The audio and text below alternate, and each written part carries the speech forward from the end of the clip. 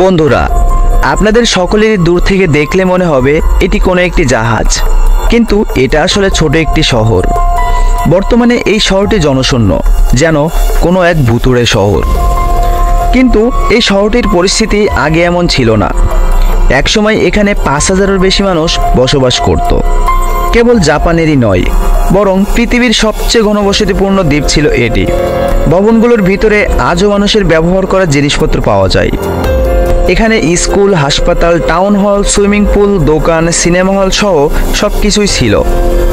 কিন্তু এই শহরটা কিভাবে ভুতুড়ে শহরে পরিণত হলো এবং কী এমন ঘটনা ঘটেছিল যার ফলে সবাই এখান থেকে চলে যায়, আর জাপান সরকার কেনই বা এখানে পর্যটকদের ৩৫ বছর থাকতে দেয়নি, সে সকল অজানা তথ্য নিয়েই হতে চলেছে আজকের এই এপিসোড।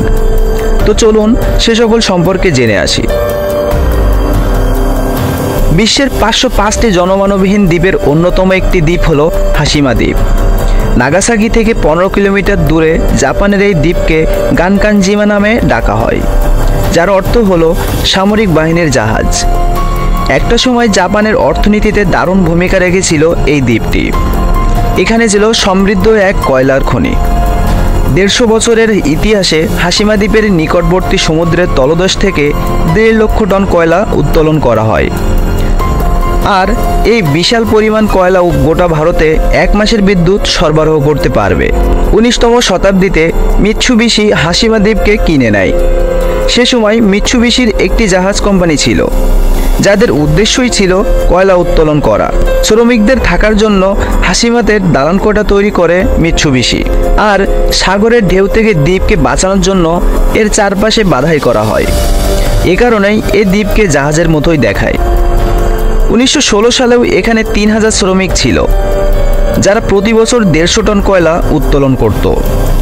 এই দ্বীপটির আয়তন ছিল কম, যার ফলে খুব বেশি বাড়িঘর বানানোর উপায় ছিল না। শ্রমিকদের থাকার জন্য মিৎসুবিশি উঁচু উঁচু বিল্ডিং তৈরি করে দেয়। ১৯৪১ সালে কয়লার উৎপাদন বেড়ে দাঁড়ায় ৪,১০,০০০ টন।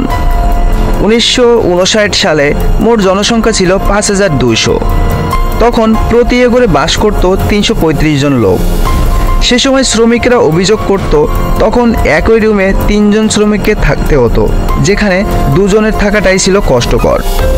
আর এটা নিয়েই অভিযোগ পাওয়া যায়। এখানে কয়েদিদের জোরপূর্বক কাজ করানো হতো। ১৯৬০ সালে হাশিমা দ্বীপ উন্নয়নের চূড়ায় পৌঁছে যায়। এটা ছিল সেই সময়টা যে সময়টা কয়লার ইঞ্জিনের চাহিদা কম ছিল। কয়লার জায়গাটা নিচ্ছিল জ্বালানি তেল। তখন কয়লার চাহিদা কমতে থাকায় কয়লার খনিও বন্ধ হয়ে যায়। ১৯৭০ সালে মিৎসুবিশি ২,০০০ কর্মীকে ছাঁটাই করে দেয়। ১৯৭৪ সালের ১৫ই জানুয়ারি হাশিমা কয়লার খনি আনুষ্ঠানিকভাবে বন্ধ করে দেওয়া হয়। চাকরি হারিয়ে হাজার হাজার শ্রমিক হাশিমা দ্বীপ ছেড়ে চলে যায়। ২০০৯ সালে পর্যটকদের জন্য খুলে দেওয়া হয়েছিল এটি। জেমস বন্ডের স্কাইফো সহ বেশ কয়েকটি ছবির শুটিং করা হয়েছে হাশিমা দ্বীপে। তবে খুব অ্যাডভেঞ্চার প্রেমীরাই এই দ্বীপে বেড়াতে আসেন। ২০১৫ সালে এটি ইউনেস্কো ওয়ার্ল্ড হেরিটেজ সাইট হিসেবে ঘোষণা করা হয়। সো বন্ধুরা, আজকের মতো তাহলে এই পর্যন্ত। এই হাশিমা দ্বীপ নিয়ে আপনাদের কি মতামত তা অবশ্যই আপনারা আমাদের কমেন্টের মাধ্যমে জানাবেন। ভিডিও ভালো লেগে থাকলে অবশ্যই লাইক করবেন এবং বন্ধুদের সাথে শেয়ার করবেন। নিয়মিত এইরকম ইন্টারেস্টিং ভিডিও দেখার জন্য আমাদের চ্যানেলটিকে সাবস্ক্রাইব করে পাশে থাকা বেল আইকনটিকে ক্লিক করে রাখুন। পেজ থেকে দেখে থাকলে ফলো করে রাখুন। আর দেখা হবে পরবর্তী এপিসোডে। সবাই ভালো থাকুন, সুস্থ থাকুন। ধন্যবাদ।